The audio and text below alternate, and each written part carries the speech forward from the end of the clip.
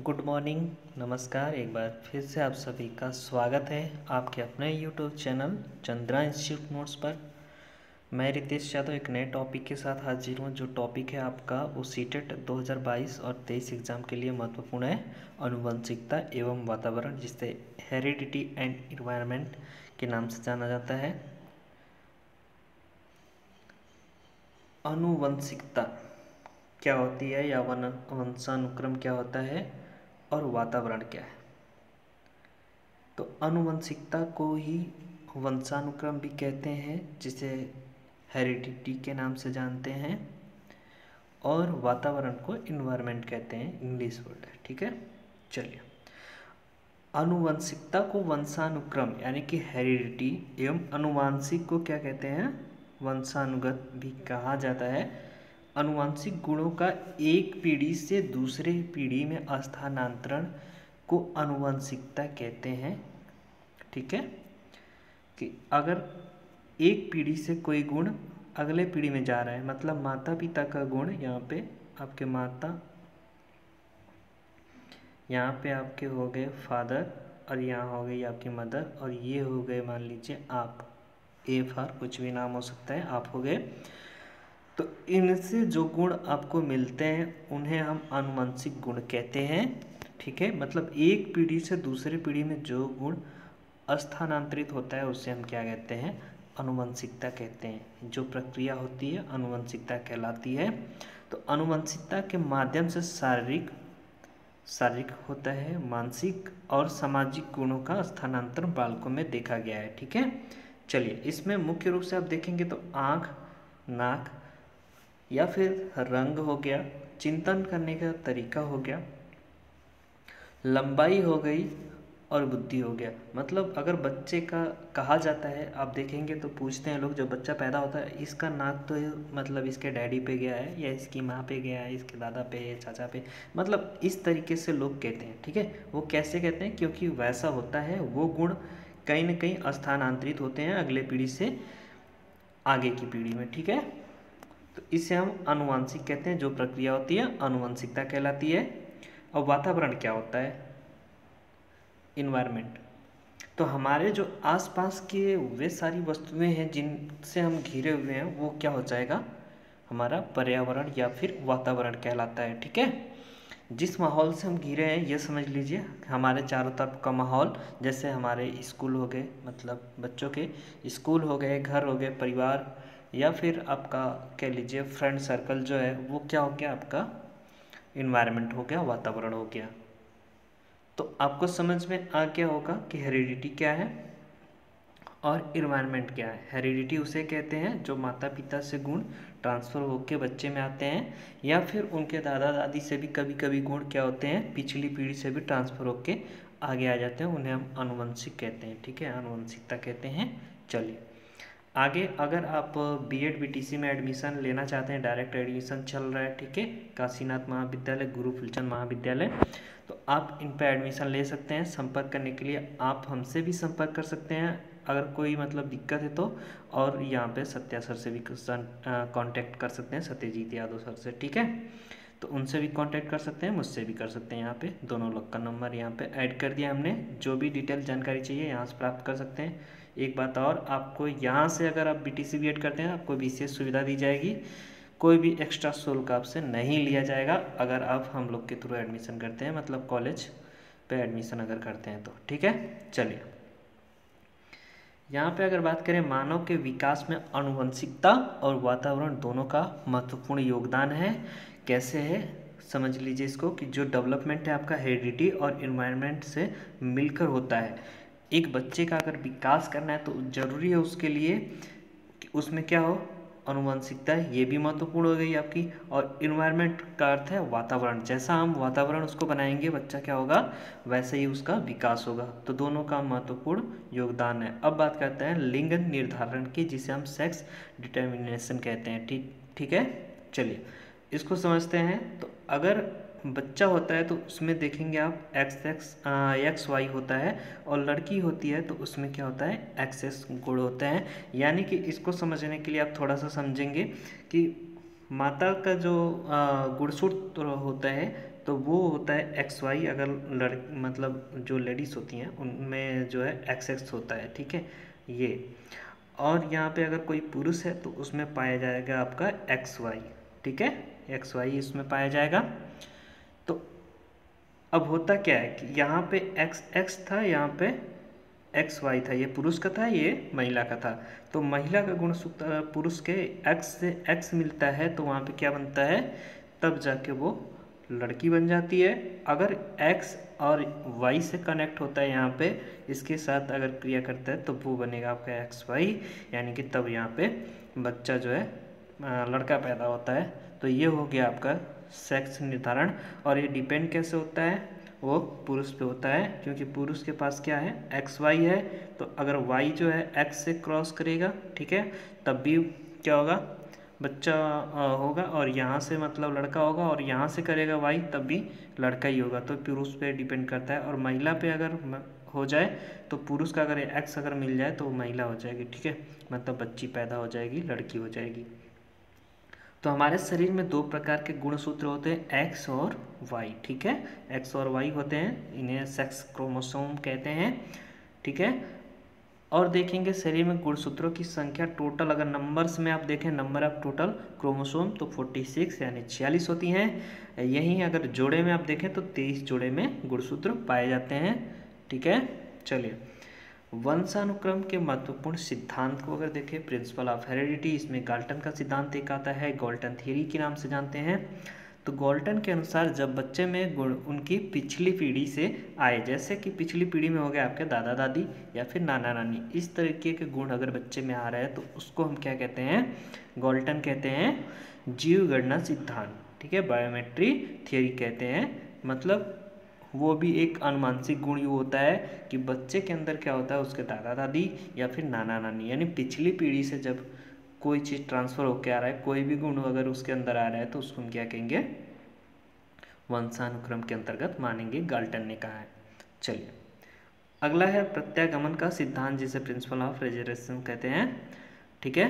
तो जब बच्चे में विपरीत गुण आ जाए, विपरीत गुण का अर्थ है कि अगर बच्चे का क्या है, पिता यहाँ पे बुद्धिमान है, ठीक है, और बच्चा मूर्ख पैदा हुआ है, ठीक है, पिताजी यहाँ पे क्या है, बुद्धिमान है, यहाँ पे आप समझ लेंगे बुद्धिमान, ठीक है, बुद्धिमान हो गए।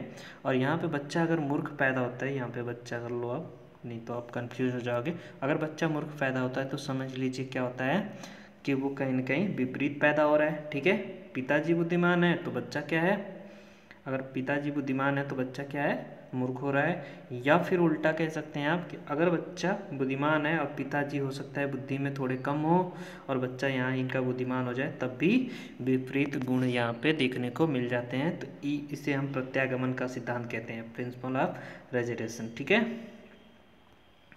चलिए, अब बीजमैन का सिद्धांत है। तो बीजमैन के अनुसार अगर देखें, बच्चे माता पिता से प्राप्त जो बीज कोष होते हैं कभी खत्म नहीं होता है, ऐसा बीजमैन ने बताया, बल्कि एक पीढ़ी से दूसरी पीढ़ी में क्या होता है, निरंतर, यानी कि कॉन्टिन्यूअस चलता रहता है। अनुवंशिकता जो है, हेरिडिटी, इसके पिता के रूप में अगर किसी को जाना गया तो वो ग्रेगर जॉन मेंडल हैं, जिन्होंने मटर के ऊपर क्या किया था, मटर के जो बीज थे ना उस पर प्रयोग किया था। जब आप छोटी क्लास में, मतलब जब अपने कॉलेज के टाइम पे आप पढ़ रहे थे, मतलब बायोलॉजी 9th और 11th में, तो आपको मिला होगा यहाँ पे ग्रेगर जॉन मेंडल पढ़ने को, ठीक है। तो अच्छे से प्रयोग भी आपने शायद किया होगा। तो ये हो गया आपका, मटर के बीज पे इन्होंने प्रयोग किया था, इसलिए इन्हें क्या कहते हैं, आनुवंशिकता के पिता के रूप में जाना जाता है, ग्रेगर जॉन मेंडल को, ठीक है। चलिए, अगला है आनुवंशिकता एवं वातावरण का महत्व क्या होता है। तो शारीरिक और मानसिक, संवेगात्मक, सामाजिक सभी प्रकार के विकास पर आनुवंशिकता एवं वातावरण दोनों का प्रभाव पड़ता है, जिसके कारण बालक के विकास एवं शिक्षा दोनों प्रभावित होती है। यानी बालक का विकास और शिक्षा को प्रभावित करने वाले कोई कारक है तो महत्वपूर्ण उसकी आनुवंशिकता है, आनुवंशिक जो गुण होते हैं, और एक वातावरण होता है, ठीक है। चलिए, अगला पॉइंट है आपका कि बालक के व्यक्तित्व के विकास में वंशानुक्रम और वातावरण दोनों महत्वपूर्ण स्थान रखते हैं। बिल्कुल रखते हैं, अभी मैंने आपको बता दिया कि दोनों किस प्रकार से प्रभावित कर सकते हैं। तो इसलिए इनका दोनों का मतलब महत्वपूर्ण स्थान यहाँ पे है। यदि बालक की आनुवंशिकता अच्छी है और उसे अच्छा वातावरण नहीं मिल पाएगा तो उसका शैक्षिक विकास ठीक ढंग से नहीं हो पाएगा, ऐसा कह सकते हैं आप। बालकों में वंशानुक्रम के कारण शारीरिक विभिन्नता पाई जाती है। वंशानुक्रम का मतलब है पिता से जो गुण, माता से जो गुण, या दादा दादी से जो पिछली पीढ़ी से या कहीं से भी गुण जो मतलब आनुवंशिक एक पीढ़ी से अगली पीढ़ी में ट्रांसफर होता है, तो उसमें अगर शारीरिक विकास उसका अच्छे से नहीं हो पाएगा, मतलब अगर कोई विकलांग है उसका बच्चा भी अगर विकलांग हो जाए तो फिर दिक्कत तो आ ही जाएगी, तो उसकी शिक्षा पर प्रभाव पड़ जाएगा। ठीक है, आप देखेंगे कि अगर बच्चा कमज़ोर है, शारीरिक रूप से ठीक नहीं है, तो पता चलेगा अगर वो बीमार ही रहता है तो उसकी शिक्षा ज़रूर प्रभावित होगी। क्यों? क्योंकि आप बीमार रहोगे तो स्कूल कहाँ से जाओगे, सीखने को कहाँ से पाओगे। ठीक है, चलिए अगला है कि बालकों में पाई जाने वाली जन्मजात क्षमताओं में अंतर होने का मुख्य जो कारण है वो वंशानुक्रम को माना जाता है। तो जब कॉन्सेप्ट बेस्ड क्वेश्चन आएंगे ना, तो वहाँ पे आपसे पूछा जाएगा कि बालकों में जो जन्मजात क्षमता में अंतर पाया जाता है उसका मुख्य कारण क्या होता है, या पूछेगा इनमें से मुख्य कारण नहीं है, तो पता चलेगा आपका वंशानुक्रम दिया रहेगा, और पूछेगा नहीं तो नहीं में जो रहेगा उसको हम वहाँ पे सेलेक्ट करेंगे। अगला है कि ग्रामीण बालकों रहेगा यहाँ पे, सॉरी बैंक हो गया है, तो ग्रामीण बालकों की तुलना में शहरी बालकों में उनका जो मस्तिष्क स्तर होता है वो मतलब अधिक श्रेष्ठ होता है, मतलब अच्छा कह सकते हो आप। तो ये क्या होता है, वंशानुक्रम के कारण ही ये अच्छा होता है। ठीक है, चलिए बालक के विकास पर अपने परिवार, पास पड़ोस, विद्यालय, मित्रों का प्रभाव पड़ता है, वो मैंने आपको पहले ही बताया। इसके बाद विद्यालय में अनुकूलन शैक्षिक वातावरण उत्पन्न करने के लिए पुस्तकालय और खेलकूद, व्यायाम आदि जैसी सुविधाएं दी जानी चाहिए। अगर बच्चे का शैक्षिक विकास अच्छा करना है तो उससे अच्छा वातावरण देना पड़ेगा, जिसके लिए उन्हें पुस्तकालय की व्यवस्था करनी पड़ेगी, उनके साथ खेल कूद करवाना पड़ेगा। ठीक है, व्यायाम आदि की सुविधा देनी पड़ेगी। ठीक है, तो ऐसी सुविधाएं आपको मिलनी चाहिए, बच्चों को मिलनी चाहिए, फिर जाके अच्छा विकास होगा।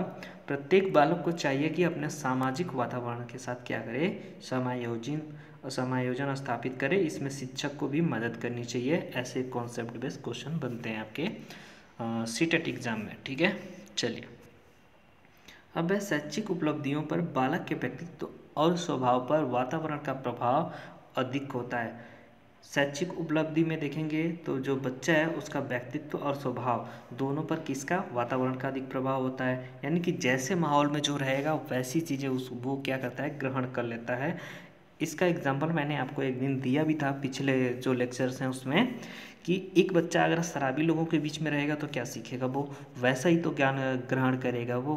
और एक बच्चा अगर बुद्धिमान परिवार से है, उनके घर में सभी लोग, अगर आप ही देख लो जिनके घर में अच्छे अच्छे पोस्ट पे लोग हैं तो वो भी एक अच्छी पोस्ट पे लगभग रहते हैं। ठीक है, मतलब मेहनत करते हैं, उनको कहीं कहीं उनकी जो परिवार की शिक्षाएँ होती हैं वो अच्छी होती हैं।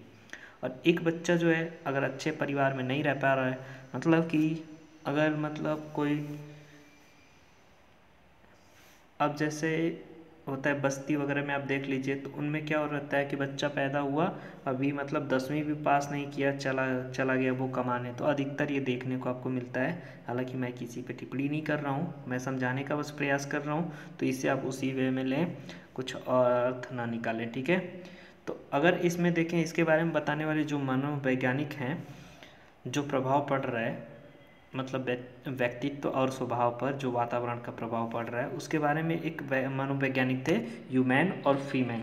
ठीक है, इन्होंने अपने बच्चों पर प्रयोग किया था और उस पर अध्ययन करके फिर जाके पूरी जानकारी जो डिटेल में दी।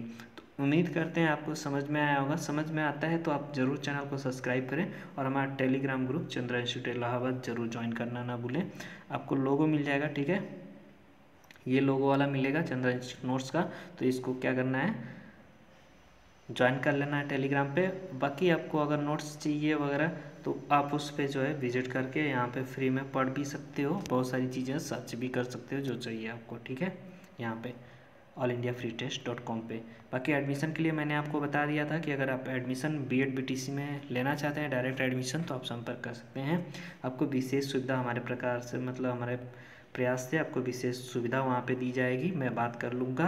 अब आपको फीस हैंड टू हैंड नहीं देनी है, आपको डायरेक्ट कॉलेज में फ़ीस जमा करना है। ऐसा नहीं कि मेरे हाथ में जमा करना है, नहीं, कॉलेज का अकाउंट रहेगा उसमें आपको फ़ीस जमा करना है। बाकायदे आपको रसीद भी मिलेगी, आपका एडमिशन का जो भी प्रोसेस रहेगा सब कुछ होगा। लेकिन सबसे पहले आपको क्या करना है प्रोसेस में बता देता हूँ। जो भी आपके डॉक्यूमेंट्स हैं, जो भी आपकी फ़ीस है, ठीक है, तो फीस के लिए जो भी जब आप कॉल करेंगे तो आपको सारी चीज़ें बता दी जाएंगी। तो 20 तारीख से आपका स्टार्ट हो जाएगा, तो आप अपना डॉक्यूमेंट वगैरह जो है सबमिट कर दीजिए, ठीक है। आप हमें व्हाट्सअप कर सकते हैं अपने नाम पते के साथ, सारी चीज़ें डिटेल में वहाँ पे डॉक्यूमेंट अपना सेंड कर सकते हैं, या मेल भी कर सकते हैं, मेल आईडी भी आपको सेंड कर दी जाएगी जैसे जैसे आपकी ज़रूरत होगी। हालाँकि व्हाट्सअप पे भी आप कर सकते हो, ठीक है। तो मिलते हैं नेक्स्ट में, तब तक के लिए धन्यवाद।